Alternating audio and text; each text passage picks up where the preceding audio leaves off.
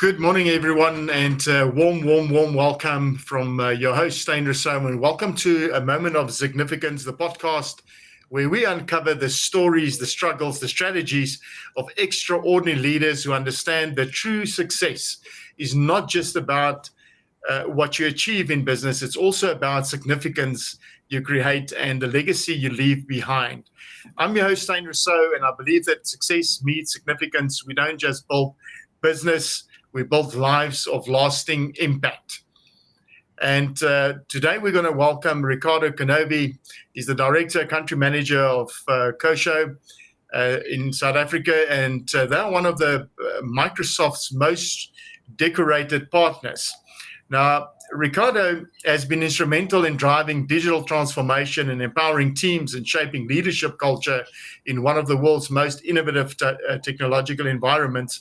And my business partner and friend, Clint Myburgh, is going to have a good conversation with Ricardo about leadership and about the significance and the impact of leadership and people-focused leadership. And without any further ado, I'm going to introduce Clint Myburgh. Clint, your show, buddy.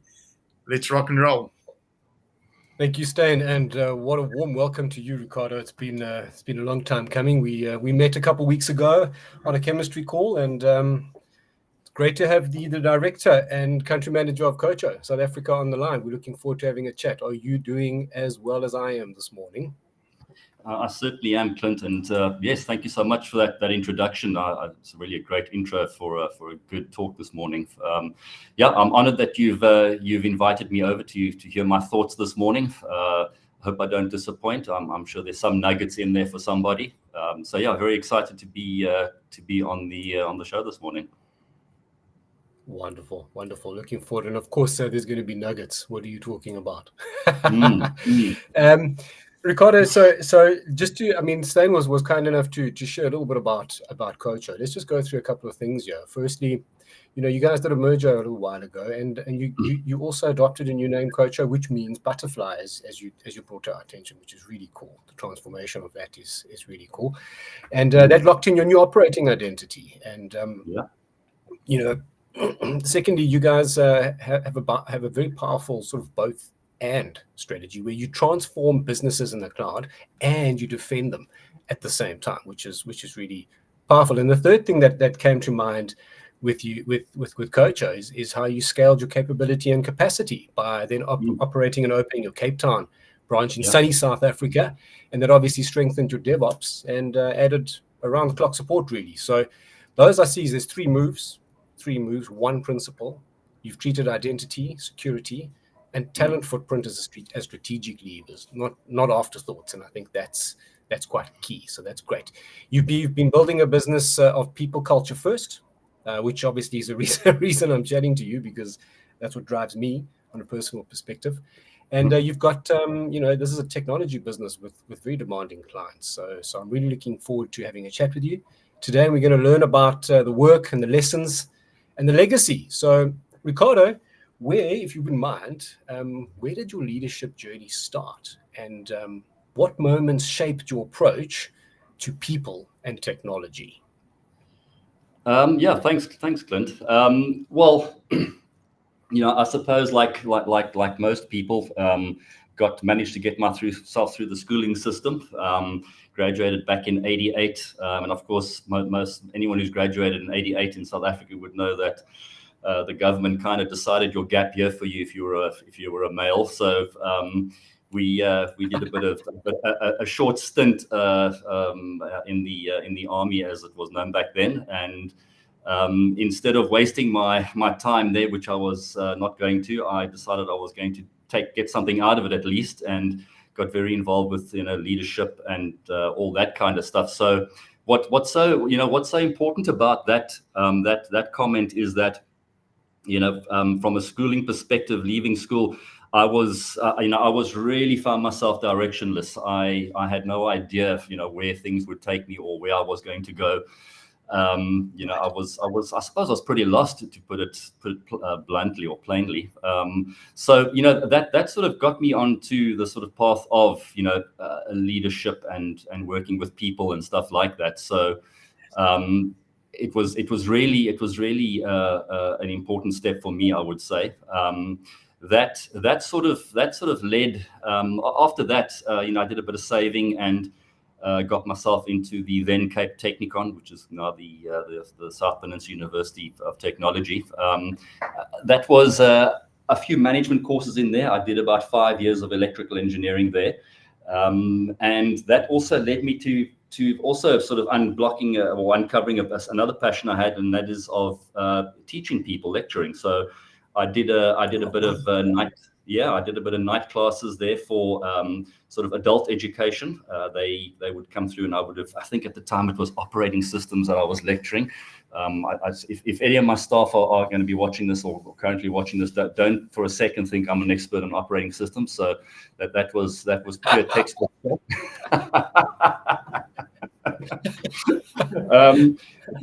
So that was very interesting. I realized that I enjoyed working with people. I mean, that really started my passion for dealing with people and imparting knowledge.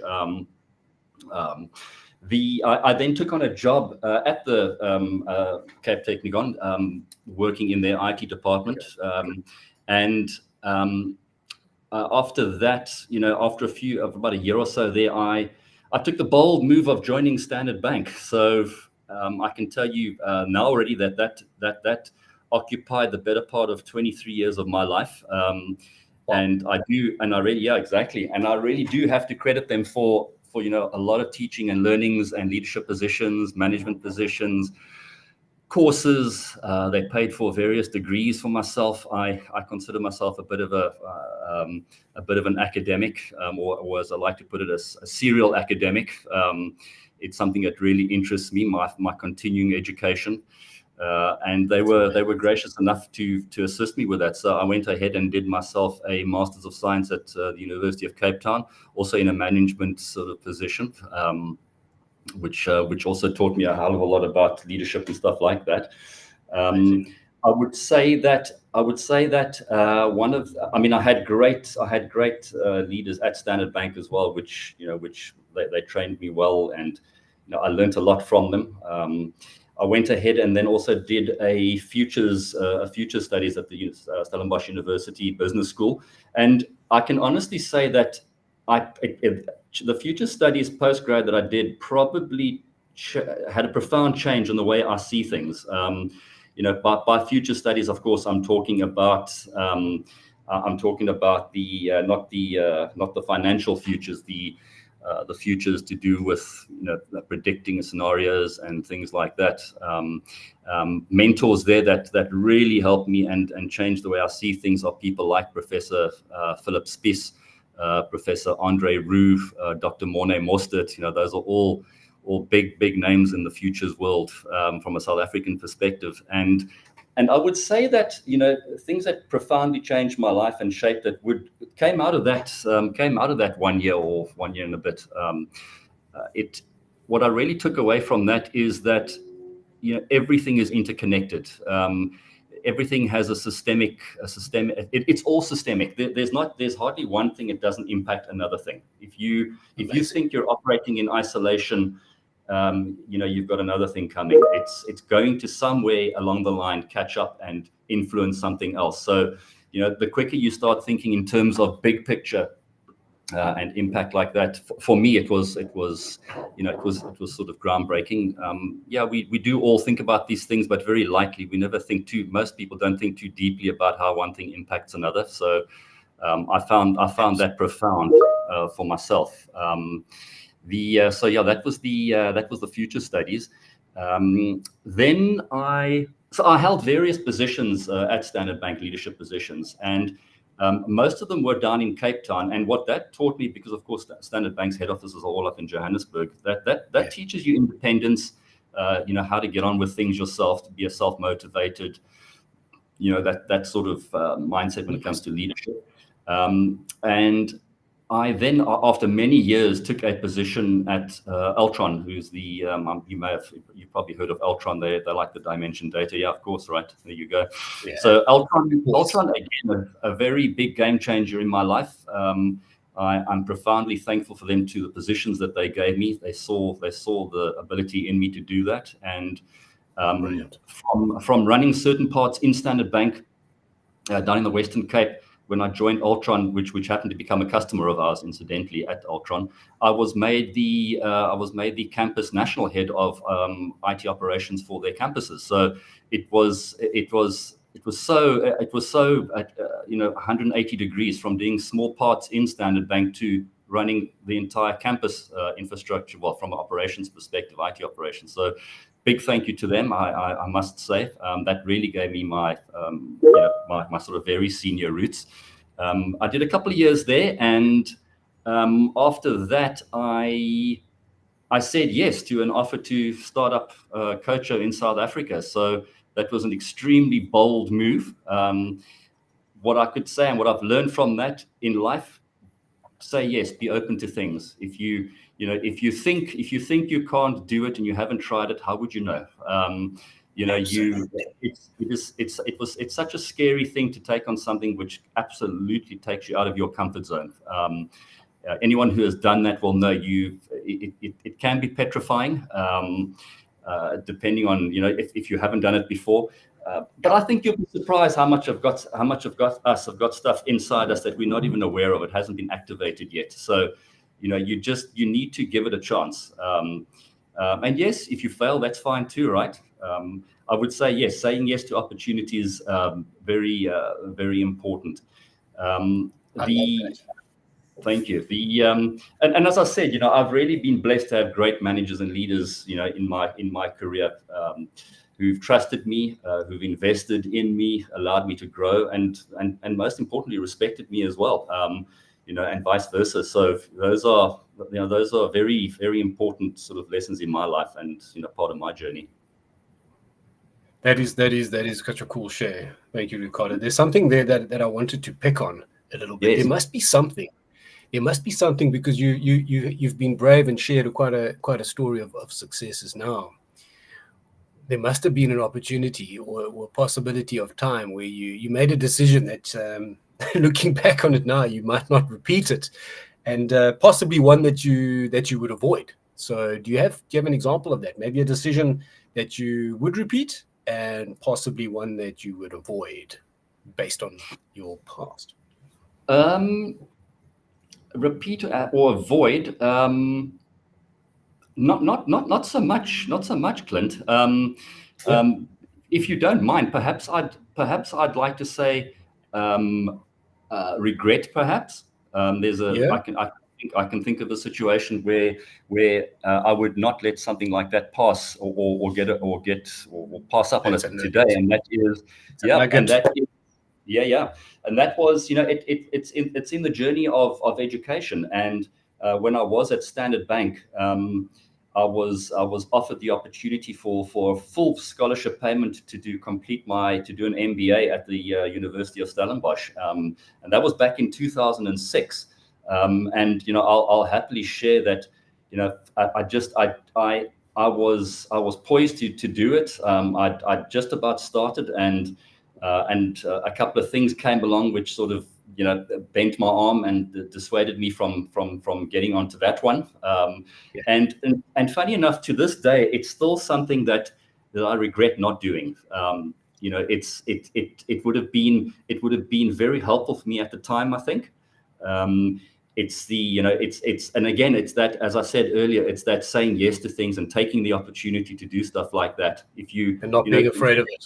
Yeah. Don't be afraid. And I think I probably was a little afraid because I was an MBA at the University of Stellenbosch. So that's not an easy MBA. Not that I'm bashing any other MBAs, but it's call it the marriage breaker for a reason, eh? Well, there you go. That and golf, right? Oh yes. I have tried both. Still married? Still rubbish at golf. Good answer. Thank you. So I would say yes. I mean, and in line with decisions that you make, it all boils down to certain things have more value in your life at certain stages in your life. So, you need to balance your time with effort, and what's the return on investment from a time perspective, because the older you get, is it worth doing something as large scale as that at this age, at this point in your career? Is it really going to add value? You need to go through that honest discussion with yourself. So yeah, I would say, sorry for not answering your original question, but that sort of came to mind. That's what I'm after. That's what I'm after. The stuff that's really going on in the head. Thank you for that. Good share. So how about in today's fast market? I mean, things have, if we just think back the last 10, 20 years, things have just accelerated in our IT world. So how do you define success today?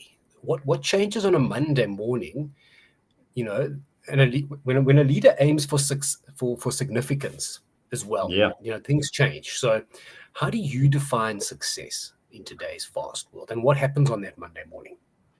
I would say, it's like, if you look at it, in a sort of a perfect world, what happens on a Monday morning, if everything was going to plan and all the rest of it, it would be a culmination of many things where you wish things were different. If you look back in retrospect, in businesses, etc. And I would say that one of the most important things is honesty and transparency in a company. For instance, if you can get your head around that, and build a culture of being honest and transparent, regular communication with your staff. To put it extremely bluntly, don't lie to your staff. This is something that you will never be forgiven for. They will pick up on that. I would say just be honest and straightforward with the workforce that you have. Such a good point. Ricardo, there's some interesting stats. I'm a bit of a stat nerd, and if I got the numbers correct, we'll have to go and check it afterwards to make sure I didn't make it up. But I think it's around about 80% at the moment over in the US, where staff would actually prefer to not get a pay rise. Don't give me more money, rather just give me a new manager or a new boss. Can you believe it? And that's based on authenticity. So if the person leading us is not trustworthy, it's very difficult for us to go ahead with what it is they're asking of us. So, and that happens even at a subliminal level. Our mirror neurons are firing automatically in the subconscious. They're looking at what's happening in front of us, and if we don't trust our leader, boom, it's going to be a long day in the office. A long day in the office. So thanks for sharing that. Thanks for sharing that. Absolutely. Coach is pretty much known for excellence in the Microsoft space. I mean, you don't get that. You don't get the accolades for nothing. You are a gold partner, and you hold on to that status very, very strongly. And there's a reason why your people first attitude gets you where you're going. So really, really cool for that. But beyond the awards, what are you up to there in Cape Town with your team, and how are you building legacy with that team in Cape Town? Maybe you've got to practice or something, maybe you've got to practice or something that'll outlast you. What's going on there in Cape Town? Teach us your tricks. Yeah, it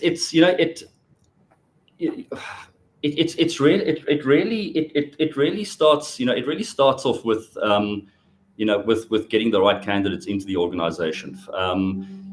We're a digital transformation company that does, as I said, managed services, professional services, cybersecurity, and all that kind of stuff. So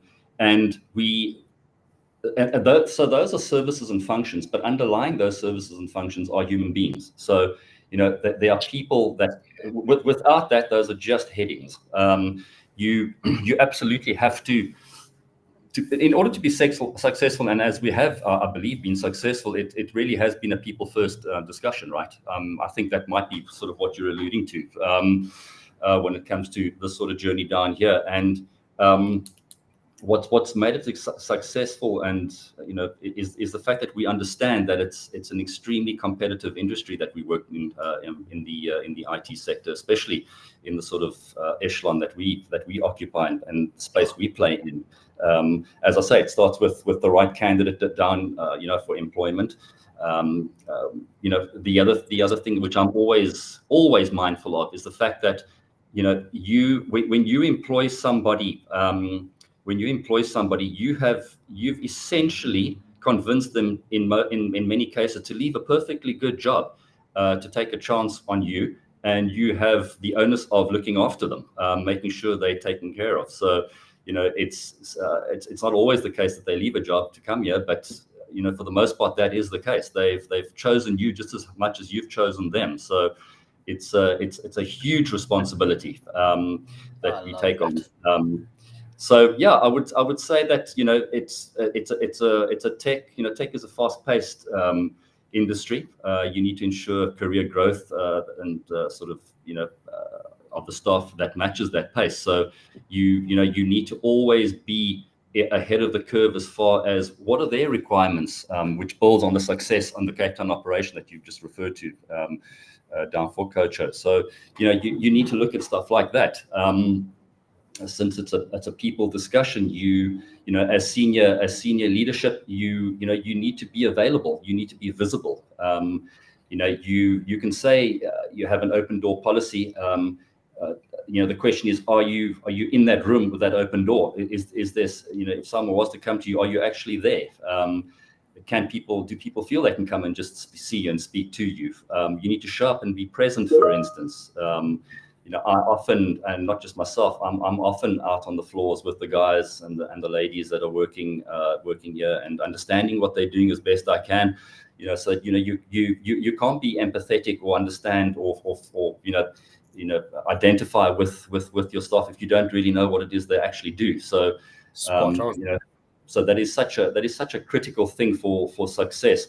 And of course we can further the wrapper and say everything I'm talking about now could also be wrapped in a culture, from a culture perspective. So it's not just, it's the people first inside that culture, the people make up the culture. So there's a couple of things like that.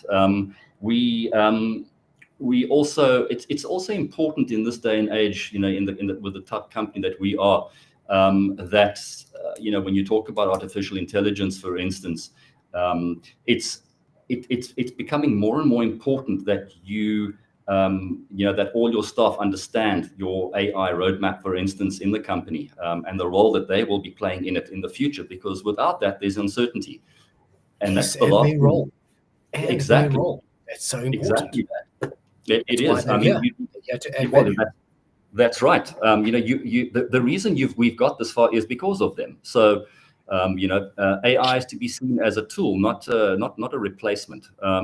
But to portray that or move that across to them in an understanding kind of way, it's critical. Another thing that we do as well is, from a people perspective, from we prefer to, as we call it in the industry, build and not buy. So. That's another success that's another thing that's made us very successful, is we promote from within. If there's a position that's required or is opened up, etc., the first port of call is not LinkedIn advertising looking for people. It's what do we have internally that we can do? What staff are up to the challenge? Where can we promote somebody? And we do that a lot. And the optics of that, if anything else, is fantastic, because staff members that may not have got that opportunity see this happens, which means that there is the ability for them to be promoted as well. It's not just lip service. We practice it. It's and as I say, it's understanding what they do. It's another what I find also to be very important, and some people don't always get it, is when your people want to speak to you, when people want to speak to you, they're not always expecting a solution. Sometimes they just want someone to speak to.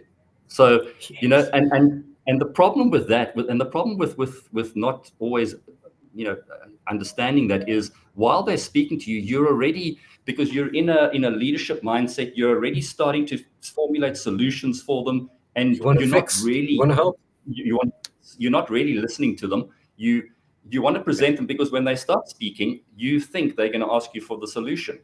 Often it's not the case. Yeah. They literally just want to talk to you, a sounding board, if you like. So I've summarized a couple of things which I feel from a people perspective, from a human aspect, what has made Coacher SA and the Coacher Group, for that matter, not just the SA operation, the offshore operation, successful. It's something that we need to keep doing going forward, improving on it where we can, but never losing sight of the fact that people make the company, not AI, not processes, not the building, not the flashy logos. It really is the people in it. Once you get that right, I believe everything else should fall in place, provided all the support structures are in place around that. Ricardo, there was the great Zig Ziglar once said that we do not build businesses. We build people. And those people build the business. Yeah. I mean, it sounds like the two of you must have had a coffee at some point after I just heard you speaking. It's like how many leaders know what dreams their employees have? If you don't know what your employees' dreams are, how are you enabling them? How are you facilitating them? And if you don't know what they are and you're not facilitating them, exactly. Do you think you're going to have anything more than a zombie pitching up at work? Another stat, ridiculous. I know I'm full of them today, but it's over the 70% mark, Ricardo. Staff are not at the office. They've checked out. They've rocked up physically, but they're literally zombies. And then what's the reason? Simple. Ask them what their dreams are. They don't know. Yeah. And if they don't know, you don't know. And if you don't know, you're not facilitating them. And if you're not facilitating their dreams, a zombie is all we're really going to get.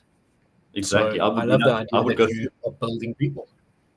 100%. I would go further and say that when you talk about staff progression, I'm equally as excited, and this may sound completely strange, but I'm equally excited about promoting someone within the company as I am about that person promoting and getting bigger and stronger outside the company. If somebody needs to leave the company because they've achieved all they can here, and for some reason I cannot, or we cannot possibly impart any more knowledge to them, then I wish them well and look forward to their success going forward. It's not about keeping people in the company because you're gonna have to replace them and stuff like that. So I'm all for growth, whether that be with us or outside of us. It's not an insecurity that I suffer from. What's worse than training your staff and they leave? Yeah. Not training them and they stick around. that is a horror story right there.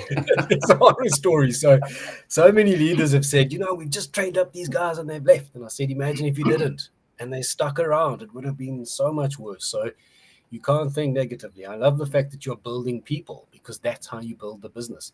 Once you make it worthwhile for them to stay, they will.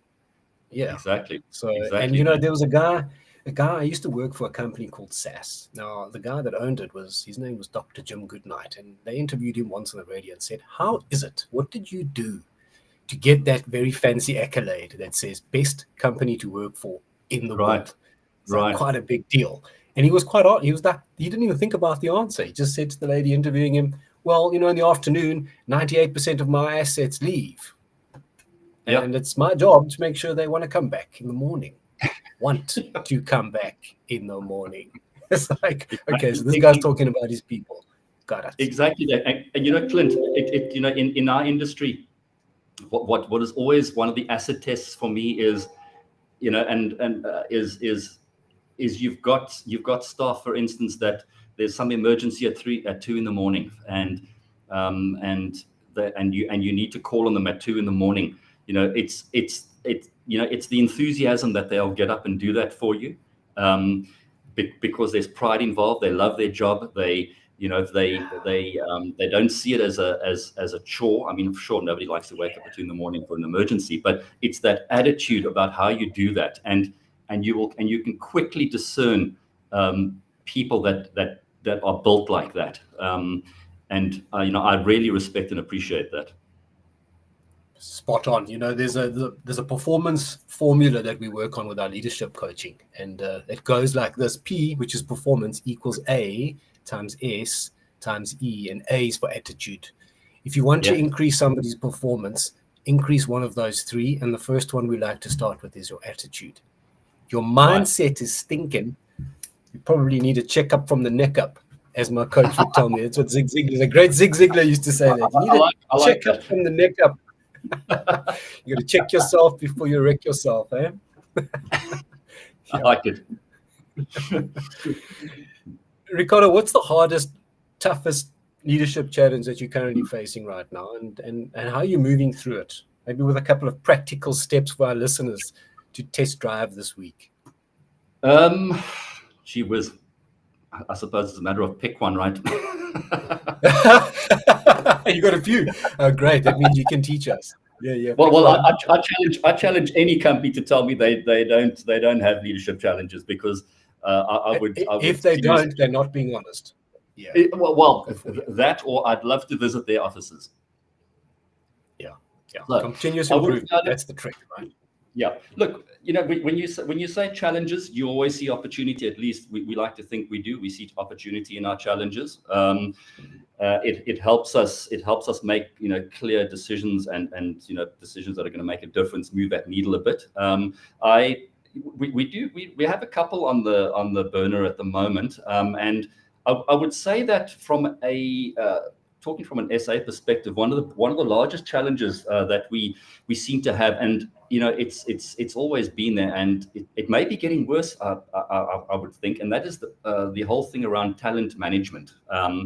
When you talk about attracting potential employees, more importantly, retaining those employees, and then an upskilling perspective to those employees to make them want to stay as well. So it really, that really is an ongoing challenge.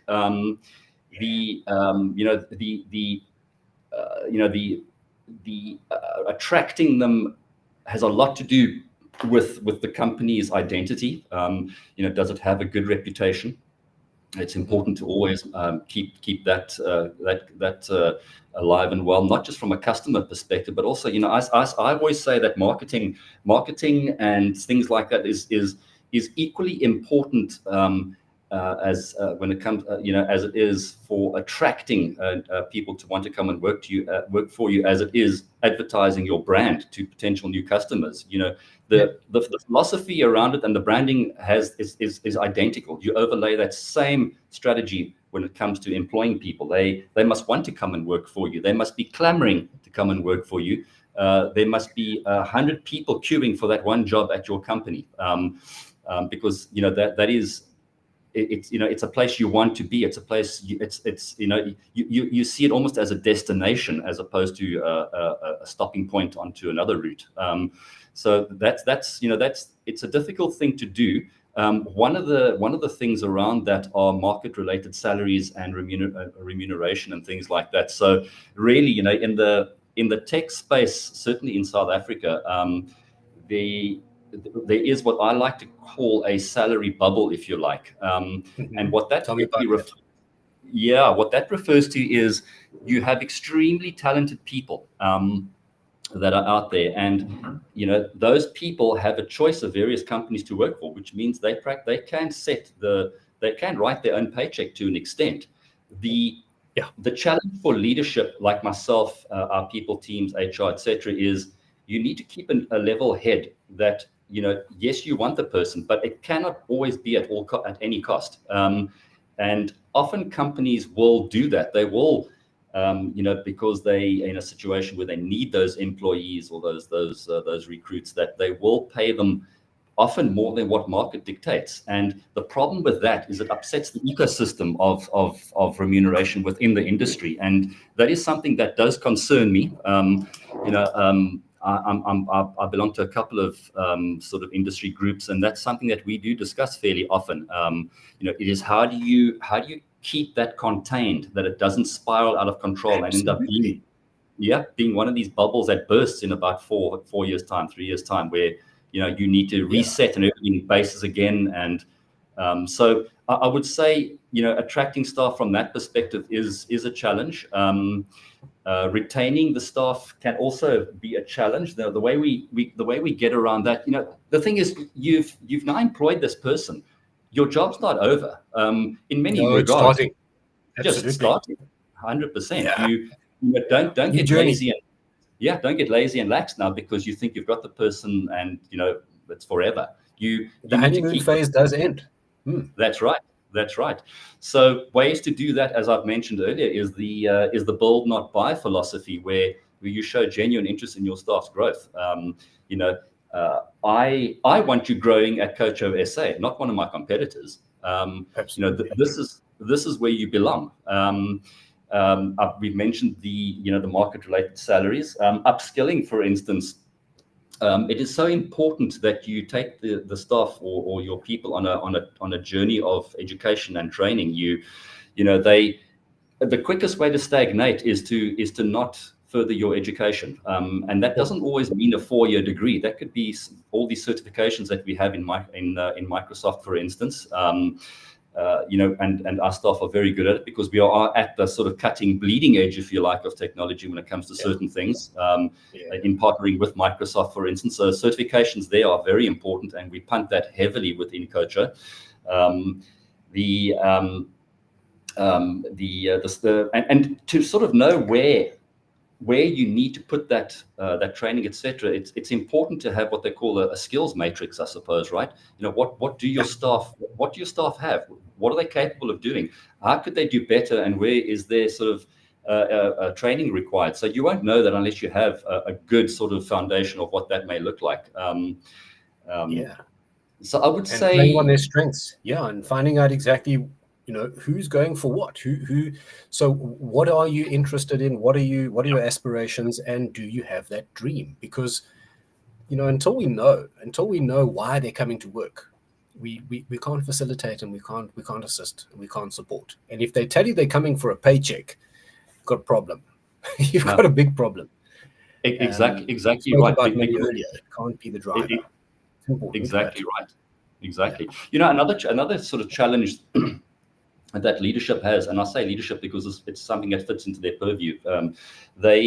We need to, in order for someone to grow within inside a company, as leadership, you need to put that framework in place. You need to put that structure in place so that there is that path for them to grow. Absolutely. Because if they feel they've reached a dead end in their career within your company, they've reached the so-called glass ceiling. You need to provide those practices, if you like, etc., where they can leapfrog into another segment of technology, and I think we do that pretty well. Part of the offshoring is standing up different divisions in SA, and over the last 3 years we've been doing a phenomenal job at that. The managed services is arguably our largest. We're starting to focus on professional services as well now, which means that there's that. Many see that as the leapfrog into the much higher sort of echelon of technology. So the guys can grow and the ladies can grow up into those areas. I would say that putting that infrastructure in place so that they can see themselves here in 4 years' time, 3 years, or 5, 6 years' time, whatever the case may be. What the plan is. What the plan is, and of course holding their hand with that journey. Just support. Just because there's a framework for what your career might look like and how to get there on the company intranet, and leave it at that, that's not going to do. You need to hold their hand. You need to help them, and I think we do that pretty well.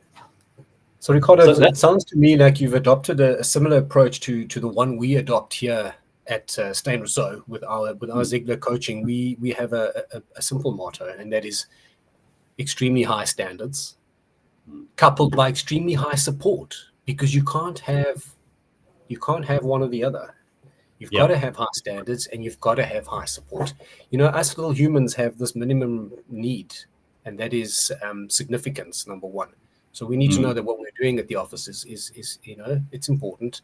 And the other one is growth. That's 2 of our 6 needs. And if we're not growing and we're not significant, coming to the office is going to be a zombie episode again. So really, really good that that we're on that page. That we're really good on that page. Yeah, absolutely. There are other challenges, of course, but perhaps for another podcast. Well, when I'm in Cape Town again, I'm gonna come and find your coffee bar, and we're gonna chat about that again. So yeah, please do. Absolutely. Yeah, looking forward to it. Ricardo, let's do a couple of rapid fire questions. We've got a little bit of time left to chat, but let's get through the rapid fire stuff so we can make sure we meet our time target. So go easy. Don't worry too much about thinking about the answers. Just shout it out. If it's wrong, we'll give you a cupcake or something afterwards. Okay, let's see. What do you have a single or one principle that you live by on the daily? One principle that you live on by the daily. Be true to yourself. Don't compromise yourself. Stick to your inner core. That will steer you. How amazing is that? It's probably one of my primary, and I'm sharing all my secrets with you today. Yeah. Ricardo. One of my primary drivers internally is authenticity and growth. Yeah. Do you understand why we hit it off so well in our discovery call? Okay, so you've got that one nailed down. We kind of following the same route there.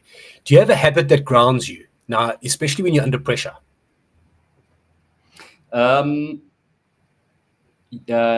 Yes. Nice. It matters. It matters how you are perceived under pressure. It matters how people see you when you are under the pressure. The optics of it. You need to keep it together. That's one of my mottos. There's no point in you becoming hysterical and freaking out with everybody else. Yeah. Bring calm to the team. You cannot be the crazy chicken without the head. Absolutely. Exactly right. Absolutely. That it does remind me, the staying calm thing is let's leave that for a moment. Okay.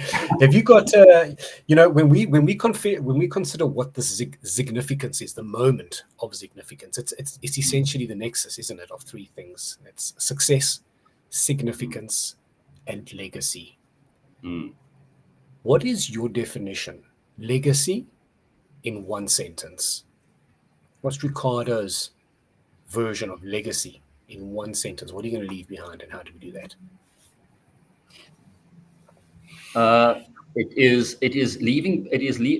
is leaving people behind better off than when they first met me. Man, how am I going to get better? How am I going to get better than that?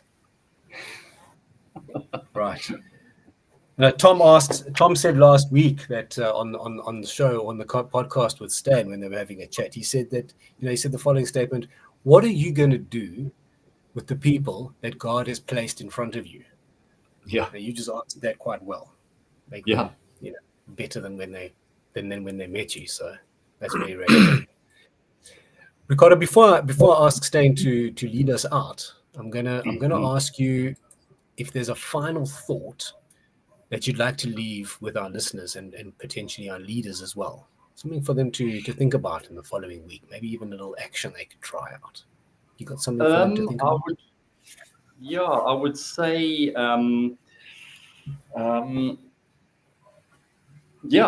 would say I've mentioned it before. The sort of call to action, if you like. It's really just really be there and be honest with your staff. It's clear communication. It's letting them know what is happening in the company, where we're going.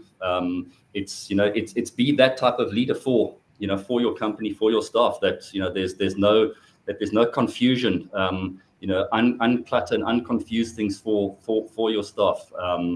I would say that's probably one of the important ones for me. Brilliant. I couldn't agree more. Steyn, good to see you there. Fantastic, man. Fantastic. Yeah, it's actually quite an inspirational episode, and this is what the moment of significance is about. Is where we have legacy and success and significance meet. And what I've heard today is that results are important in success, but significance is about people, I think, is what I've picked up in this episode. And legacy is about what continues when you're no longer in the room. Would be my way of putting it. And but I really appreciate the statement from Ricardo was, be honest with yourself. And I truly believe that's one of the great leadership qualities, is to be honest with yourself. There's no need to, when you're in a room by yourself, no need to sugarcoat stuff. Be honest to yourself and be authentic. And one of the things we really lean heavy on is authenticity, and to be honest on oneself. And then something profound that Ricardo mentioned is literally, it matters how you are perceived under pressure. And for the longest time, I've always believed in leadership that people will learn more from us as leaders from what they see we do than what they will ever learn from us from what we tell them what to do. And yet, when we deal with companies, and we specialize in leadership strategies and working with these big companies, what we find is we continuously want to tell people what to do and how to do that, and we tend to forget, and it's really profound, Ricardo, is that it matters how you are perceived. It matters, and I found literally, when I think about that, one of the greatest leadership lessons exists in Africa. So we have this absolute stunning place called Tanzania, and once a year, 1.3 million wildebeest gather on the banks of the Mara River as they migrate behind food and water. And here's the reality: when they get to that river, it's crocodile infested. Yeah. There's just a lot of danger in front of them. They will stand on the banks, literally die of hunger and thirst with the water in front of them. But they will not jump into that river unless the leader jumps first. The moment he takes that bold step, he takes that leadership, he takes the lead, he jumps in. They come in such masses that it confuses the crocodile. They'll only catch the really weak ones because they need to feed its circle of life. But most of them will survive, and it gets to the other side and live to travel another year around the park in order to find food and water. Leadership needs to be seen. Leadership needs to rock up and set a standard. And that's what I've heard in today's episode. And this is really our intention of A Moment of Significance, is really to show the world that, it needs to be people focused, and we need to be heard, and we need to stand up and be counted. You have to set an example as a leader. People will learn from what they see. How you are perceived matters. And I absolutely love that. And I want to rock this, close this episode up and say, guys, here's where we meet every week, and we chat about leadership, we chat about significance, success, and legacy. Join us next week, same time on Friday. We're going to have an absolutely crazy chat about a couple of things that happen in business and how we do it and how we perceive leadership. It was an absolute pleasure to have Ricardo on. I really enjoyed this talk, Ricardo, very profound. Until we see you next time, Steyn Rossouw, your host of A Moment of Significance. See you on the inside next week.